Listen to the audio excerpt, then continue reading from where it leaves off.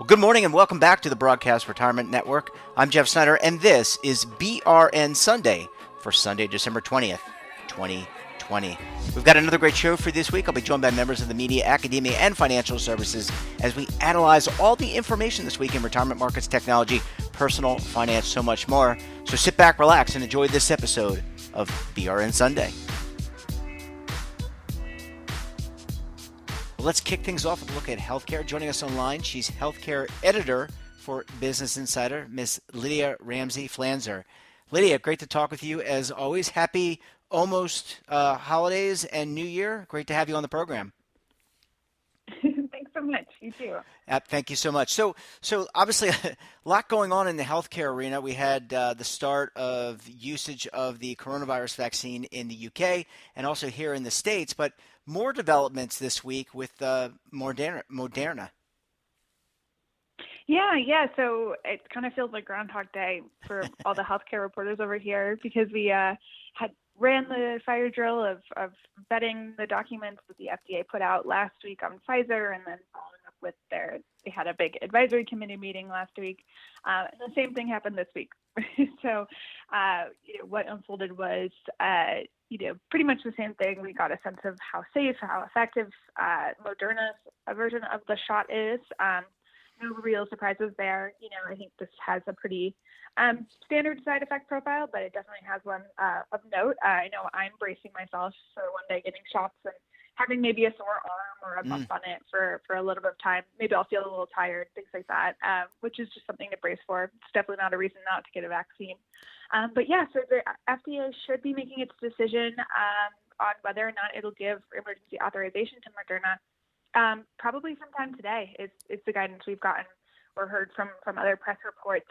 So that way we'd have two authorized vaccines out there. And like you said, we started to see the rollout of Pfizer's vaccine here in the U.S. So having Moderna's as well, I think in the past we talked about some of the different realities of how to store vaccines, and the restrictions around Moderna's are a little less stringent than Pfizer's. It can be stored at more refrigerator temperatures and deep freezes and things like that. And that should really help get I think it's about 20 million people will hopefully get vaccinated by the end of December, which is pretty neat to think about. Well, yeah, absolutely. Let me ask you a question.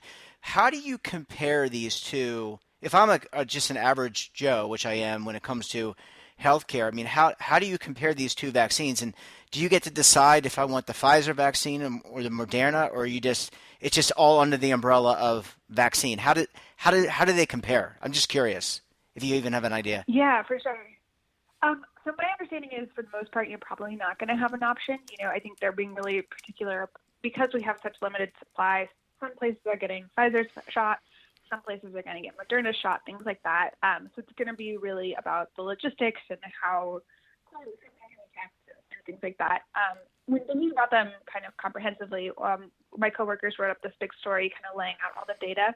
It's really tricky because we don't have a study that like putting two groups together and saying, okay, half of you get the Moderna shot, half of you get the Pfizer shot, right? We've got trials that show how effective they both are against placebo arms of people who just got saltwater shots. So it's really hard to really compare them head to head, but if you think about how effective they are, they're both in this kind of 94 and 95% effective range of preventing COVID-19 disease. And then you've also got similar safety profiles. So far, to my understanding, we haven't seen the allergic reactions creep up in Moderna's vaccine. So that'll be something I've been keeping my eye out on next week as we start to see this roll out in the general public. Yeah, I think a lot of people are excited, given how secluded we've all been. We were talking about before how people can't even travel for the holidays. So nice to see. And then will we be apprised? I guess my last question here is: will we be apprised if there are allergic reactions? Is someone tracking that somewhere where, God forbid, any fatalities or things that happen to people, so people can be aware as this thing gets further along? Yeah, absolutely. So that's something that, it's important to keep in mind that what we're getting right now is an emergency authorization. This is happening a lot faster than a typical approval process. These companies are still working on getting approvals. That should come probably in the first half of 2021.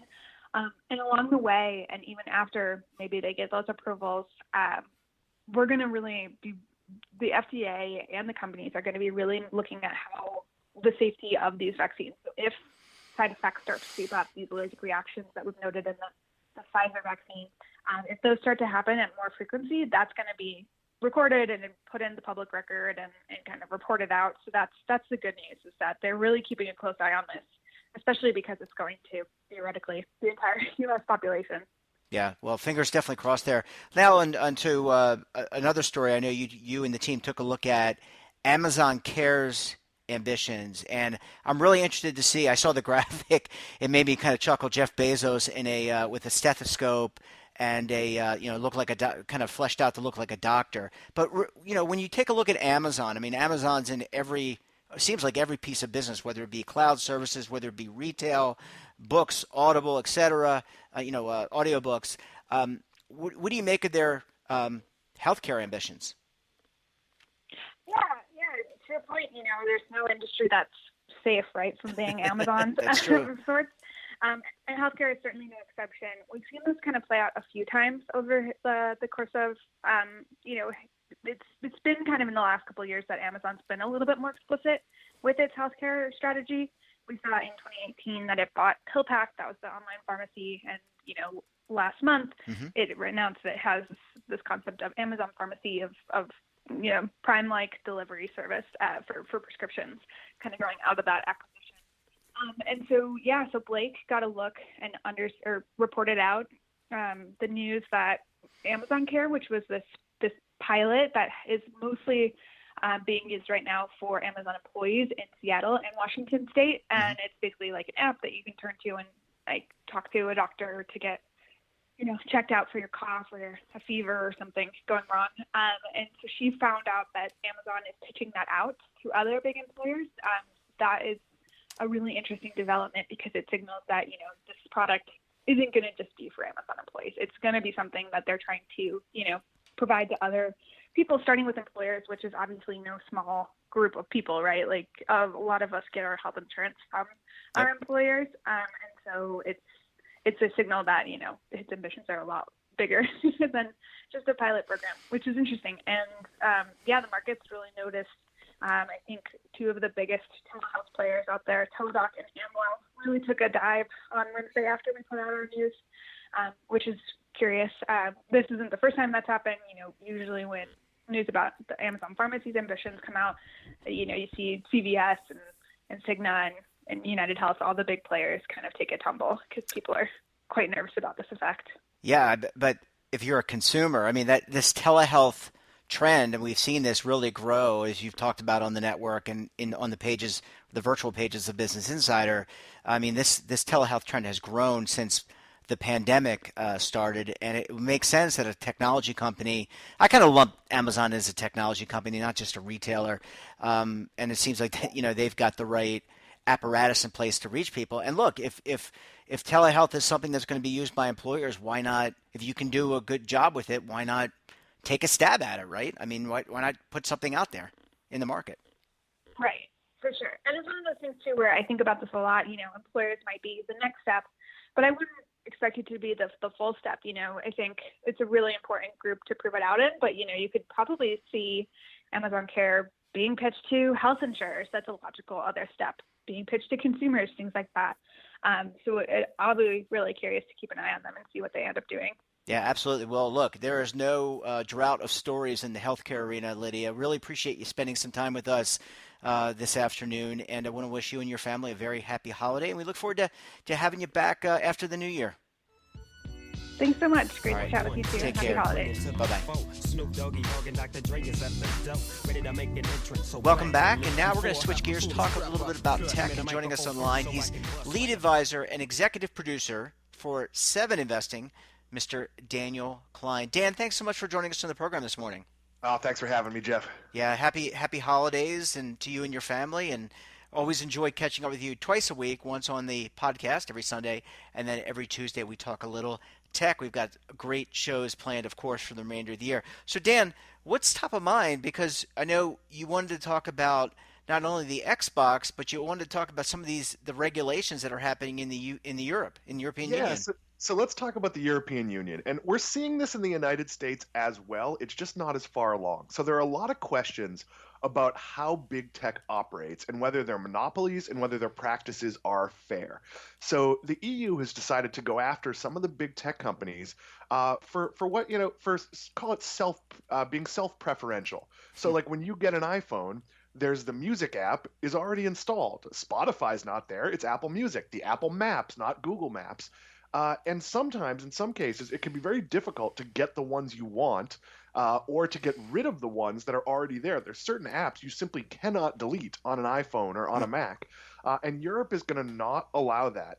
I honestly, Jeff, I have very mixed feelings about this because I think part of the reason you buy an iPhone is because you want the Apple products. And I would have an issue if you couldn't download Spotify in the App Store, but you can. So it just to me this seems like a problem that's been a Microsoft problem over the years. Yeah. They've done it with their browsers when their browser kind of wasn't the browser anybody wanted. And even now, like I bought a PC earlier this year. I didn't use it for that long, but I didn't have any trouble downloading Chrome. We use the Google dashboard on my Mac, and I don't love it, but it's what my boss chose to use. I don't find this a problem. When you talk about other monopolistic areas, I think it's really difficult. Like we've talked about this before. Facebook might be a monopoly for local ads, or it's a very big piece of it. But if you tell small businesses we'd like to break up how Facebook does local ads, they'd probably say no. So this is an area where Europe's coming hard. If companies repeatedly violate this, they're going to be fined up to 10% of their European revenue, and they might be forced to sell some stuff off. So this might be a blueprint for what happens here in the U.S. But again, this whole idea that it's a monopoly, like, is Google a monopoly for search? Like, sort of, but as much as I don't like, Bing, it's there. Like, you can still use it. A lot of this is to me in Europe, their ideas they're going to create new companies, and just because you make it a little easier to get in the App Store, are you really going to compete with Spotify or Apple Maps or Google Maps? Like, it seems really unlikely. A lot of this feels like political posturing to me, and I get it. I want there to be watchdogs. I want there to be regulators. I should be able to delete the Apple Watch app if I'm using a Fitbit. I'm not. I've switched back to an Apple Watch. But that being said, a lot is going to happen here, and this might cause some of these companies to have to sell off some items, which could have repercussions on the stocks and in the U.S. Yeah, I was gonna ask you, and you brought it up before I did, the Microsoft case. Remember, Microsoft was rolling out, just for the audience, they were rolling out within Windows their own Microsoft Explorer, which is what their browser was called, and that created. They were actually doing it to the point where they wouldn't bring on. Remember Netscape and Yes, I mean Mosaic? that's what killed Netscape. Yeah. And I don't think that should be legal. But if I buy a Microsoft computer, I don't think it's unreasonable that it would be pre-installed with Microsoft Edge and Office and whatever else it might be. Now, as long as they make it easy for me to go get, Google Docs or, to download Chrome or to download Firefox, which it is, that's not always true on an iPhone because Apple controls your access to the Apple Store, to the App Store. They can freeze things out, but they generally freeze things out not for competitive reasons, but because they have very specific rules. And if you don't meet those rules, the way in-app payment works has to meet Apple standards. Again, if I can do what I want with my computer, I think it's perfectly reasonable that, when you buy a Nissan, is it going to be pre-installed with like Nissan's car software, or is it going to have like Apple Connect? If they have a deal with Apple, it might, but if they don't, it's going to have the Nissan software. I think this is really a lot of talk about nothing. But Dan, do you think that, I mean, obviously, the European Union has a different schema when it comes to the regulatory, like they have a different philosophy when it comes, they're heavily regulated. And you come over here to the US and you make a point that this could be a framework by which uh, various regulatory bodies follow. But I just think it's a different philosophy here, and maybe there's some scrutiny. I think there should be scrutiny, as you said. But does it really go to rise to the same level as what the EU? Are there sanctions? Are they taking 10% of revenue, or is it simply okay? Well, you need to do these things, and if not, then we're going to take further action. I think the more interesting piece here and what's more likely to carry over to the US is how they use your data. And I think Yeah. that's the biggest question. We've talked about this before, but like my wife and I have a conversation about buying a new microwave, and all of a sudden the next day I'm seeing Facebook ads for microwaves. And that happened last night. We just moved, as you know, and the microwave didn't work. And of course, it took some brilliant sleuthing on my part to eventually figure out it wasn't plugged in. Um, to be fair, the plug is pretty high up, and I'm not that tall, so it wasn't that easy to figure out. But I'm seeing ads for microwaves, and I will for weeks. That kind of stuff, there's some shenanigans going on. Yeah. Your data's not being sold on an aggregate basis. Look, I have no issue with getting credit card offers in the mail because you're buying people of a certain income with credit scores over 750 or whatever it is you're buying, and I get that aggregate offer. They're even useful sometimes. I'm not so sure I want my advertising on my, social media to be based on things I didn't even share with social media. I'm not sure I want my information sold in some of the ways it's sold. Again, on an aggregate basis, I could care less. Use it as much as you want. I feel like that's part of what you're signing up for. So I do think there will be some European regulation, and how that works may actually impact the US. And look, if Google has to sell off a product in Europe, they may be forced to sell off part of that product in the US. So there could be ramifications. We're seeing it with TikTok. It's really tricky to just break up these companies on a local basis when they're all using the same code and computers. And yeah, so I mean, they're not really using compute, it's all in the cloud. But just to say, okay, Google in EU, this product, maybe it's Google Maps is separate. Well, that runs on all the same stuff as the one in the US. Are you going to spend twice the money developing it? Are you going to contract back? Like, it gets very, very tricky. I do think there will be some actual changes because of what the EU is doing. Yeah, it's good. Look, it's going to be interesting to see. There's a lot of questions I think that have been raised, and we'll have to see how it kind of plays out. Dan, the other story I wanted to talk to you about, or you raised and you wanted to talk about, is Xbox. Is there a new Xbox out? There's a new Xbox, there's a new PlayStation 5, and they are relatively impossible to get. And I'm a parent, and I've fallen into this, and I sort of want to give a word of caution. So, Jeff, you remember the Nintendo Switch, which came out a few years ago, and my son had to have one. Maybe I was excited as much as him. So I ended up going to, maybe it was eBay, maybe it was a third-party seller on Amazon, and I didn't pay a lot over the asking price, but I paid maybe like $50 over the asking price, and I got it. And then like 10 days later, they were available at Target. That's what's going to happen with the Xbox. And I think, and I hate giving this advice, I don't want to lecture, but as a parent, one of the lessons you could teach your kids is patience. And here's the reality: communicate to your kids, hey, look, you're not going to get everything you want on Christmas Day because everything, or whatever holiday you celebrate, because it just isn't available right now. So here it is. What do they open up under the tree? They open up a new game for their old Xbox because they'll be upward compatible to the new one, and they get an IOU for an Xbox or a PlayStation 5, and hopefully by mid-January you can get one. Going on these third-party sites and paying twice the price, it's risky on a lot of levels. One, you're paying money for nothing.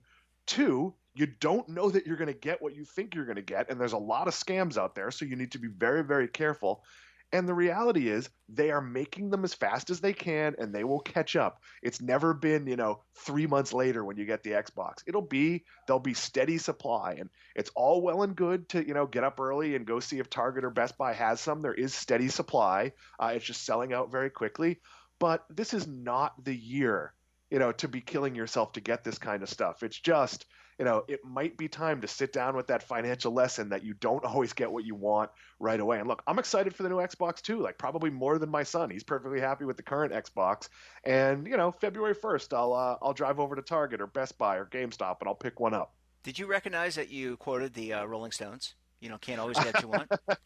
I did, or maybe they quoted me. No, they're older than me, so that's probably not true. Yeah. Well, Dan, words of wisdom, and especially during times of financial stress and strife that we're having this, it is a good opportunity to teach children that unfortunately you can't always get things that you want, but you do get. Here I go quoting the Stones. You get things you need. Well, Dan, we're going to leave it there because I think we've exhausted the song lyrics, so we could go on for hours, I'm sure. Thank you so much, and we look forward to having you back on the program on Tuesday.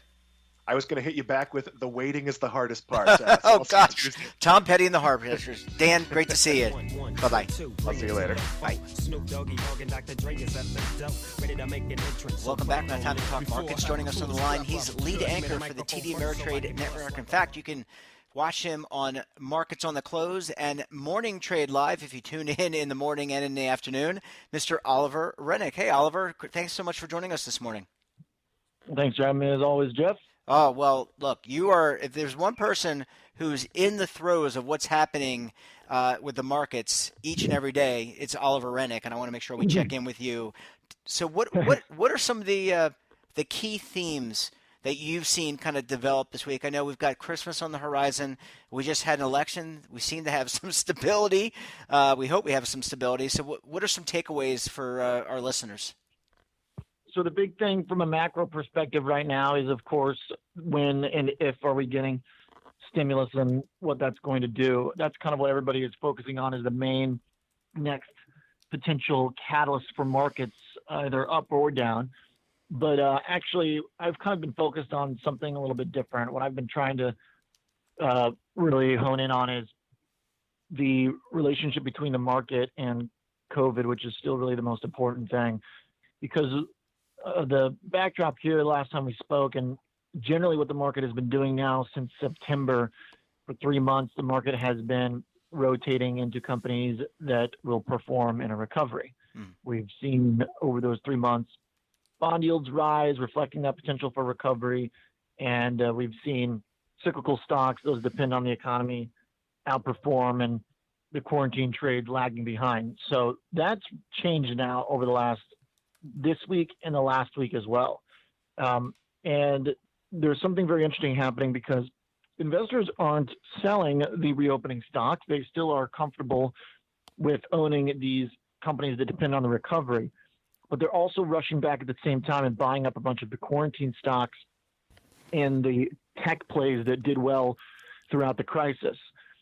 So the reason why that's my focus is because I believe there is tension there that probably has to resolve in one way or another, because the market's told us in the past that it's difficult to have these simultaneous rallies between companies that want very different outcomes from the virus. Now, it's important to note that there are plenty of tech companies that will do just fine even when the virus is done and gone, but these companies have been the best performers because their products or services were very much in demand because of the virus. Think about Zoom Video or Peloton or these types of companies. So what's happening now is actually over the last couple of weeks, investors have rushed back into a lot of the growth tech plays. And I believe that's because the virus has been surging. So the market is up since Pfizer and Moderna announced their vaccines, but it's actually a very different dynamic. The leadership since the vaccines were announced is actually not the reopening trades. It's actually momentum stocks and tech companies that have particularly outperformed this week and last week. So there's something happening here where the market is almost enjoying this surge in COVID and some of the weaker economic data that's come along with it. And the old kind of classic bad is good for the NASDAQ is back. And that to me is not something that's sustainable, since we know that this time when we beat the virus, it's not going to come back. Yeah. So, Oliver, just a question. You mentioned tech stocks, and I'm wondering, there's a lot of news about Facebook, Twitter, some of the big, what they call big techs, and a lot of focus on regulatory and legislative actions potentially against them here, but also in the European Union and around the world.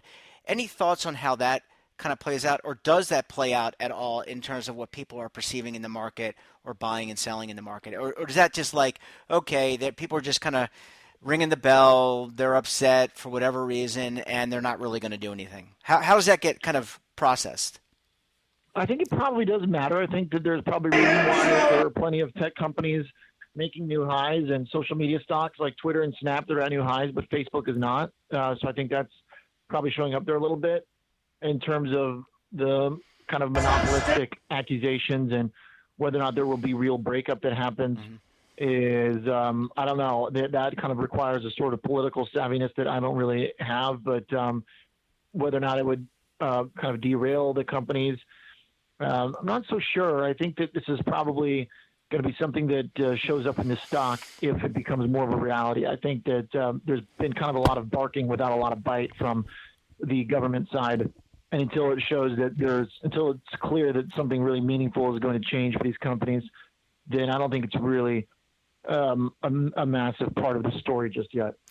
And Oliver, I guess last question for this segment. And you interview a lot of what I would describe as thought leaders come on the program. Are you seeing a split when you look at bull versus bear? And I would imagine you try to have all sides of an issue on your network, on whether it's in the morning or in the afternoon. But are you seeing, just generally speaking, in terms of demeanor, are you seeing more bulls or more bears? Meaning people more bullish on the market or people more bearish on the market? Bulls. Oh yeah, bulls. Sentiment levels and positioning are at some all-time extremes right now by a lot of different measures. It's pretty easy to show right now that there are some very high, probably unsustainable levels of positioning and sentiment in the market that are bullish. Yeah, well, For sure. look, yeah, I mean, I just watch the indices every day. Not throughout the day, but I watch it at the close just kind of see what's happening. And again, that doesn't give you the micro, right? I mean, that just gives you the macro. But I mean, there's a lot kind of from confidence that comes from that from people when people see the market doing well. Even though economically, we often talk about, or I know you and people who analyze this for a living talk about the disconnect oftentimes between the economy and the stock market. But I just think that the rallies that we've seen has really kind of bolstered a lot of negative sentiment that we've seen over the last 8, 9, 10 months. Yeah, it's definitely odd because the market is very split where good economic developments are good for one batch of companies and bad economic developments are good for the other ones. And that's why we've kind of had this split market that this week suddenly kind of flipped again in favor of companies that enjoy bad information. And that's probably not going to be back to the norm, even though it has been for now a year. Yeah, I like how you put it. Good companies get bad with bad news or bad information. Really interesting to see how the market works. We're glad we have you to help us decipher it. Oliver, always great talking with Thanks, you. Jeremy. Enjoy your holidays, and we'll talk to you again very soon. Thanks. Bye, Joe. Thanks.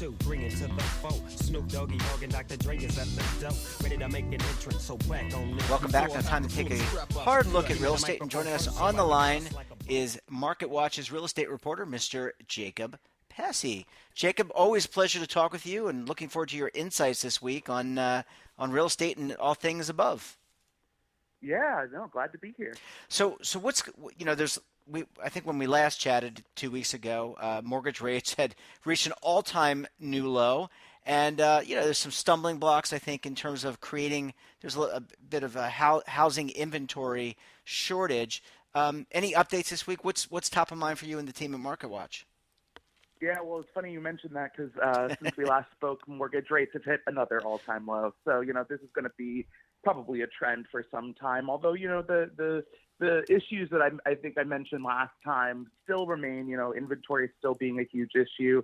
And, there is still, I think most economists who focus on housing, do expect rates to start rising eventually, especially with the vaccine now being rolled out and things like that. Once the economy gets into full swing again, low rates aren't going to be there to stay. Yeah. So, if you are looking to refinance or something like that, this is the time to do it. Now, that being said, I did do a story that should be coming out on Monday, I believe, looking at, this question of where across the country could we expect to see a housing boom post-pandemic. I think there's this, idea that, a lot of folks have been sitting on the sidelines, perhaps, especially sellers, because they are nervous about, having to find a new place to live and things like that during the pandemic. So there's this question as to, what markets are going to benefit from the vaccine economy, let's call it. So I spoke to some different economists. A few different organizations have put out reports to this effect, looking at this question of where will benefit. Okay, and so any inkling on what parts of the country are going to see? Is it traditional, urban centers, or is it more suburban? Let's start there first, and then maybe geographically, what comes to mind. For sure. So the suburbs are still going to be hot. That has been one of the biggest trends during the pandemic is this perceived flight to the suburbs. I think a lot of folks don't realize that millennials are starting to get married, having families, things like that. And so those folks, they need larger homes, they need more space, and so they're moving to the suburbs finally. There were a lot of folks over the years who thought that, millennials were just inherently different from previous generations. No, just the timeline was a little different. Yep. So they're having these life changes coming about later in life, into their 30s rather than in their 20s, and so they're starting to move to the suburbs. The pandemic didn't cause that. It just, moved up the timeline, let's say. Maybe they would have waited another few years before making these moves, but because of low rates, because of being cooped up in a small apartment with each other, a lot of families, a lot of households are making those moves now. That's going to continue. The suburbs are still going to have their appeal post-pandemic, and especially when we talk about the ability to work remotely and things like that, there's not going to be as much of a need to live in, dense urban cores as there may have once been. That being said, one interesting thing that a lot of economists expect is that cities like New York are going to come back with a vengeance. I think there's been this trend. New York has seen price drops during the pandemic, and actually even before the pandemic in certain parts of the city, prices for homes or apartments in this case were falling because of various issues just related to affordability mainly. The places like New York and San Francisco had gotten so expensive that even before the pandemic, people were souring on them, and then the pandemic, accentuated that. So the economists I spoke with said these cities will still have their appeal post-pandemic. There's still going to be a benefit to living in the thick of it all. And what people will now see is a bargain. They'll have seen prices that were way too high for them in the past. Now maybe the price drops that have happened when combined with low mortgage rates, maybe we'll start getting into a world where this is more affordable. So you'll see those places come back with a vengeance. But there are certain markets across the country that economists I spoke to said will probably start, becoming even more popular post-pandemic because of some of the trends we've seen during the pandemic. Remote working being the big one. So a lot of companies have, basically viewed the pandemic as a year-long experiment with a remote working environment with a hub and spoke model where maybe folks come into the office here and there for big group meetings, but otherwise are working from their homes or satellite offices across the country, things like that. And I think a lot of companies have had success with that, certainly not all companies. So for folks in those white-collar jobs that may now have, unlimited remote working capabilities, they're going to start looking at the markets that are best suited to their lifestyle. So I think a lot of folks, and this is what economists were telling me, a lot of folks are going to look to the Sun Belt, look to the South, look to cheaper markets like Jacksonville and Tampa in Florida, like Phoenix, Arizona, markets that are not as highly priced as the more expensive coastal markets that also have a lot of amenities, a lot of, if you live in Tampa, you're right near the beach, things that will be appealing year round. And so those markets that are super affordable and desirable are probably going to see a bigger boom post-pandemic if these expectations that remote work is here to stay do pan out. And Jacob, I mean, look, there's favorable, I think you said some of this, the favorable economic conditions, taxation, property taxes, maybe a little bit lower in some of these other areas. Wages go a lot further, so the cost of living isn't as high. And I can see that really as long as this work from home trend continues and it's successful. I think you're right. The experiment's kind of over. We're living in this kind of new world. Doesn't mean you're not going to go to an office. Doesn't mean you're not going to travel to see clients if that was what you were doing before.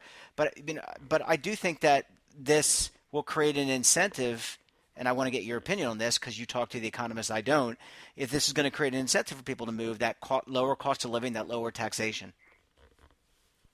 I do think it will. I think that if you're someone who's been kind of holding on for dear life, riding the wave of high taxes and things like that in expensive markets like San Jose, places like that, you're probably looking to move. The question is, for those people is where do you move to? Because it's not just about the amenities and stuff like I just mentioned. It's also about culture and things like that.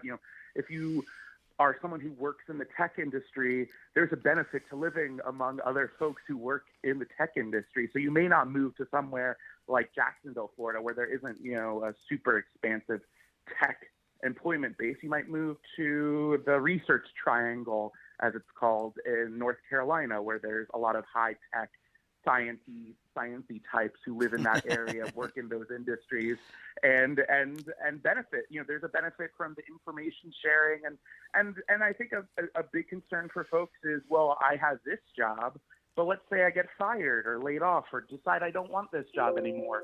If I've moved to another place, it might be harder for me to get a job in the same industry. So folks will still want to move to places that are super diverse and have a lot of employment opportunities. And that's why some of the cheapest markets across the country won't see this benefit. That's, places like the Rust Belt and the Upper Midwest. There's debate on that. National Association of Realtors included a few of those cities like Des Moines, Indianapolis, and Madison, Wisconsin on their list of the top post-pandemic markets. But other economists kind of disagreed with that because they said some of those places where the workforce is much more geared toward manufacturing or agriculture or other industries, if the economy of that town or city is too heavily focused on one industry, there's not the diversity of job opportunities there that will be appealing to someone coming from a more diverse place in terms of work and everything really, like a coastal city.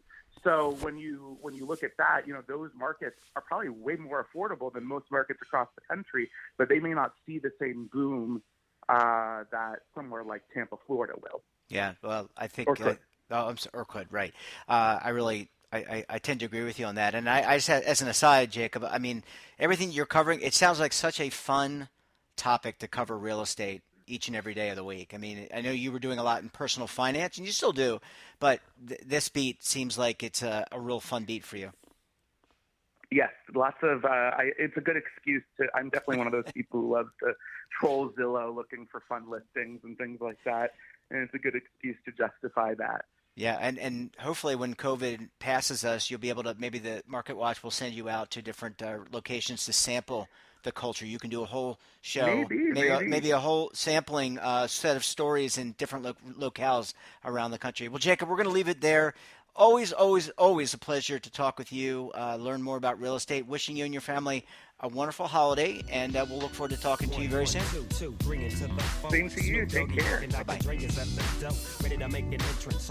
Welcome back, and we're going to shift gears a little bit and talk about what's happening on Capitol Hill and in our nation's capital, Washington, D.C. And joining me on the line, he is one half of the Legal Eagles, Mr. David Levine, who's a principal with Groom Law Group, an employee benefits law firm based in Washington, D.C. David, thank you so much for making time for us this morning. Jeff, thanks for having me. I feel lonely without my fellow Eagle, Kevin, but unfortunately he couldn't make it this week. So yeah, we're sorry hopefully we're all together next week. Yeah, I mean, you guys are the latest thing since like Abbott and Costello, who the guys in Dumb and Dumber. I mean, you guys are right up there with the top comedians in the country. Okay, David, let's break it down. What's top of mind for you and the Eagles this week? Sure. Kevin and I did discuss a little beforehand. So what I thought I'd hit this week is a couple things. First of all, so 2 weeks ago, on our segment, I said, I don't know about stimulus. I was the naysayer. Mm-hmm. As of the time we're recording this, we still don't have a deal, but we seem to be getting closer. I'm hoping we get closer. But the key takeaway right now, in what we're hearing, there's nothing for retirement in the stimulus. So it's kind of a non-issue for at least the discussion in our podcast. It's obviously a big deal for the country. Yep. But hopefully by this time next week, we have a stimulus deal. We will find out. Maybe it'll be our Christmas present for all. And as we sit here in Washington with a light coating of snow for a merry white Christmas with a stimulus deal on top, hopefully. But the bigger news in the retirement space this week is the Department of Labor. The Department of Labor has been giving Kevin and I something to seemingly talk about every week since the beginning of June. And this week is no different.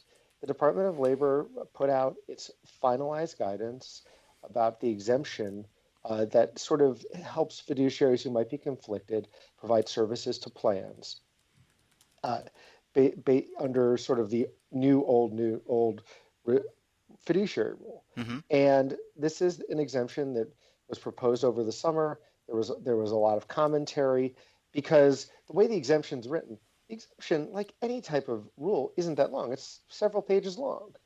But you've got these hundreds of pages of discussion of what the rule means and what the exemption and how the exemption works into it that got a lot of attention. Mm-hmm. And the exemption gets finalized. It's designed in about a year to completely replace the sort of transition relief when the courts struck down the Obama era fiduciary rule. And basically, there's so many weedy little parts on it, but the key is it brings a lot of things. It describes itself as harmonizing with the SEC and other regulators. But there's a different mix of opinions out there. You ask different folks. Some people say this is great. And in some ways, there are some people out there saying this is great. This provides us a path forward.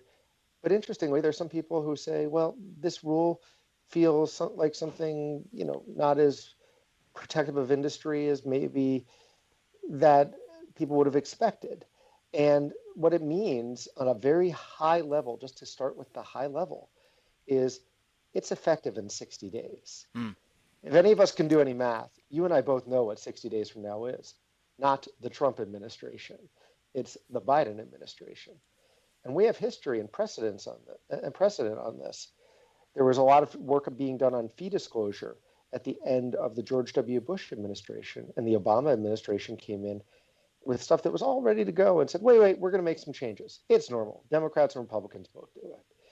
So the first question is will the Obama, sorry, excuse me, see, I say Obama again. Will the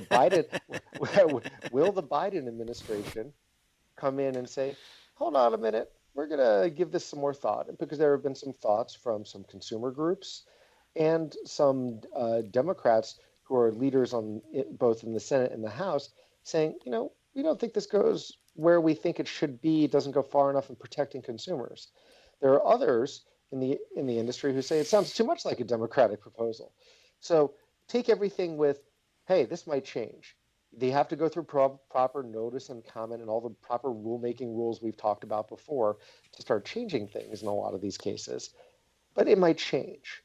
So that's the start. The next is the rule. It brings back things that for some people who are familiar with the 2016 rules and the best interest contract exemption, the BIC, it has things like impartial conduct standards, which really, if you read what the Department of Labor says, the impartial conduct standards, in order to use this exemption where you might be conflicted as a fiduciary, talk about acting in the best interest, which is kind of the alignment with the SEC, but the Department of Labor effectively says it's basically your fiduciary duties.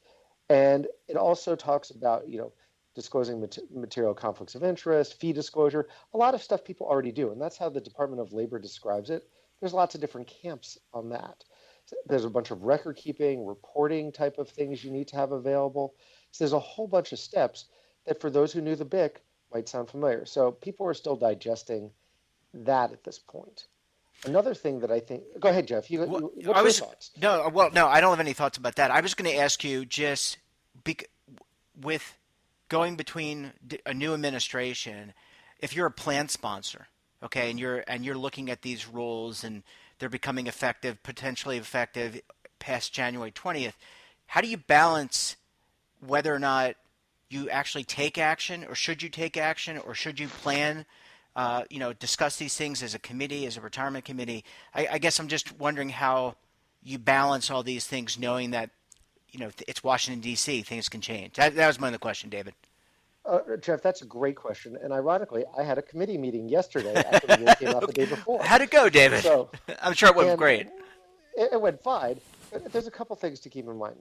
So many committees are so diligent in what they do, but there has been so much coming out. You have to prioritize. Clearly, you have to follow the rules of the law. It's not like, oh, there's too much, we're not going to do it. That's not what I'm saying. But right now, this rule isn't effective. a lot of this affects the service providers to a plan.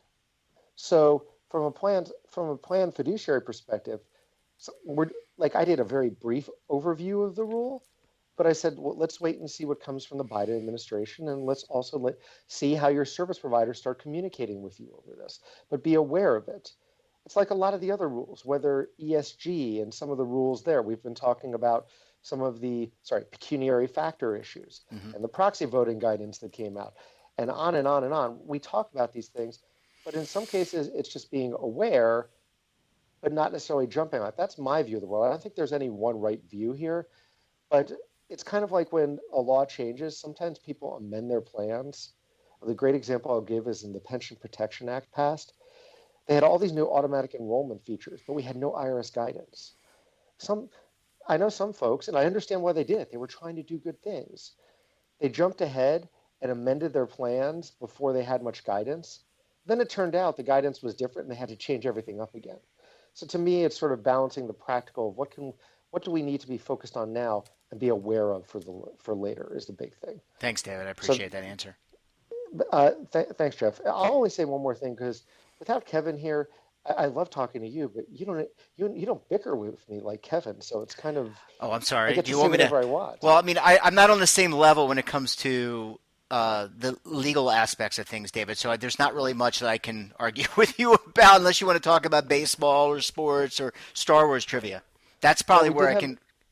Go ahead. I'm sorry. I did find my 1977 Star Wars movie program that I got when I saw the movie in New York City, but I don't think that's our topic today. No. I found that recently in my mom's house. Very cool. But I'll end with only one other thing. I know, Kevin loves missing participants. So, Kevin, you're not with us today, but clearly you are missing, and we hope to find you. But on one of my favorite topics, pooled employer plans, going live 1/1/21, the Department of Labor noticeably sort of said, look, not now. The issue is there's rules in the exemption about if you are a named fiduciary of the plan, it does an independent fiduciary select you so that you can still use the exemption. That's a really short version of it. And people, including I and some of my colleagues, raised the question of how's this all going to work in a PEPS, because the providers of PEPs are named fiduciaries most of the time. So the Department of Labor said, yeah, we're studying it. We're studying your request for information response. We'll talk to you next year, which means it sounds like we'll be hearing next year from the Biden administration. So definitely a lot going on here. The simple answer is, if you're a service provider, take a look, see what this means to you, but also recognize, things might change again. So we'll have to wait and see what happens. Yeah, well, thanks, David. I really appreciate you doing effectively double duty today. I hope Kevin's has a great holiday. I hope you have a great holiday. Really appreciate you coming on the show, and we look forward to having you back next week. Thank Take you care. so much. Bye, David. Thank you. Happy holidays. Bye-bye. And And that wraps up this episode of BRN Sunday. I want to thank all of our great contributors this week. Appreciate all of their analysis. Don't forget, we're back again tomorrow for BRN AM. I'll be joined by Caroline Bruckner.